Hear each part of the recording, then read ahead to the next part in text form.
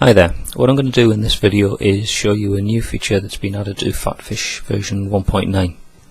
Now if you're watching this video just after I've released it, which is sorry, 20-something of April 2013, this feature is not actually in the live product yet.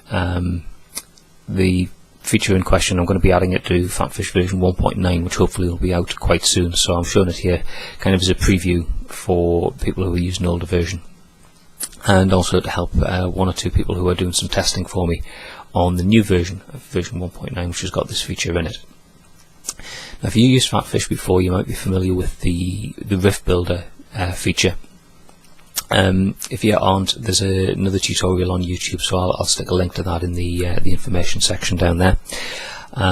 What I've done in PhatPhish version 1.9 is I've actually renamed the Riff builder as the pattern builder, but fundamentally it's the same thing.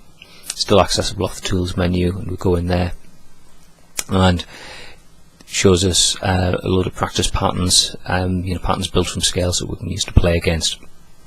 To practice, get familiar with new scales. What's new in this version though is this little import export button down here. What this allows us to do is to take data from our pattern library and export patterns to pass to other users, and likewise to take patterns that other users might have created and want to share and import those into your own pattern library. So let's just click on that and I'll show you what's behind this button. Okay, so there's two parts to this, the import and the export. Let's look at the import first. We'll start at the top. Now let's say somebody's already created a PhatPhish pattern that they wanted to share with me. Now they could have passed me that as an email or whatever with the file attached. So what I'm going to do now is go to that little button here and pick the file that I'm going to import. So on my hard drive, I've already saved this here, my C drive. PhatPhish, I've got a little pattern here, got a pattern for video. Open that, and when I click on import from file, it tells me that the import's been successful. So I just close that, and as you can see, that new pattern's been added to my library, so I can load that and see what it does, and then that's available for me to use in PhatPhish as I normally would.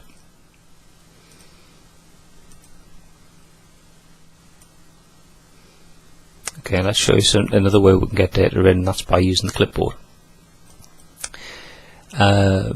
Let's say somebody had passed me just some text data. Now this could have been from a website, or what I'm thinking of doing is being able to import and export text patterns. We could share this sort of information just via the Facebook page. I could export a pattern, just paste that as my status. Now it doesn't look like very much, it just looks like raw text. It looks pretty undecipherable, but it does mean something to the PhatPhish pattern builder. So if I highlight that and hit copy, get that into the Windows clipboard, come over to PhatPhish and hit on import, it tells me that the import's successful. Close that and put the pattern in there, new pattern there for me to use. Load that up.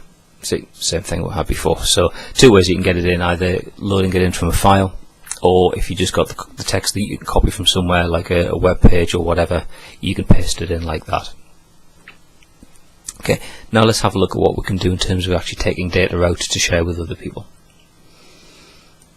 Click on import export again. Down the bottom we've got export, so what I can do here is I can select a pattern that I want to export, either all of them or an individual one. So I've got one here called pattern to share. Click on that, pick a file that I want to export that to. So again, called pattern to share.ppp. Save that, hit export to file. Export successful, and it's created that file for me. See, PhatPhish. So there's that file that is created with that pattern data in. Likewise, the other thing I could do is once I pick the pattern that I want to share, so like this arpeggio one here, just hit copy to clipboard. That'll export that data to the Windows clipboard, so that could then, if I wanted to say send an email to somebody, I could just right click, paste, and there's that pattern data. Like I said, it doesn't look much, it looks pretty meaningless text, but it's encoded in such a way that it's meaningful to PhatPhish. So I could then send that email to somebody. They could highlight all of that text, copy it to the Windows clipboard, go back to PhatPhish and import from the clipboard, and they get that pattern that I'd sent them. Okay, so that's just a quick overview of the pattern import export feature. As I said, there's more to the pattern builder, but there's a separate video for that which I'll link through in the information section on YouTube. Hope you found that useful, and hope you continue to enjoy PhatPhish and find it helps you learning music and learning to play the guitar. And I'll see you in another video sometime soon. Bye for now.